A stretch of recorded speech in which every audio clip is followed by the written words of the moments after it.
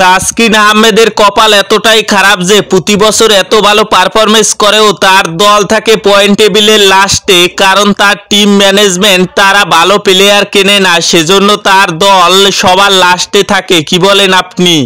অনেকের প্রশ্ন, ফরচুন বরিশালে কবে যোগ দিবেন ডেভিড মিলার, কিন্তু সে এখন এসএ টি-20 খেলতেছে। এসএ টি-20 শেষ হবে, তার দল যদি প্লে অফ খেলতে পারে তাহলে বিপিএল আর খেলতে পারবে না সে। আর যদি না খেলতে পারে, আর যদি বিপিএলে বরিশাল টিম তারা প্লে অফ খেলতে পারে বা ফাইনালে যেতে পারে, তাহলে লাস্টের 2-1টা ম্যাচ খেলতে পারে ডেভিড মিলার। এটাই হলো সর্বশেষ লাস্ট খবর। সত্যি এর চাইতে সুন্দর মুহূর্ত ধোনি আর হতে পারে না। ঢাকা ক্যাপিটালস ও রংপুর রাইডার্সের মধ্যে ম্যাচ চলতেছিল, তখন ওই গ্যালারি থেকে শব্দ আসলো আল্লাহু আকবার, আল্লাহু আকবার। এর চাইতে সুন্দর ধোনি আর কি হতে পারে? আপনিই কমেন্ট করে জানাবেন। ধন্যবাদ সবাইকে।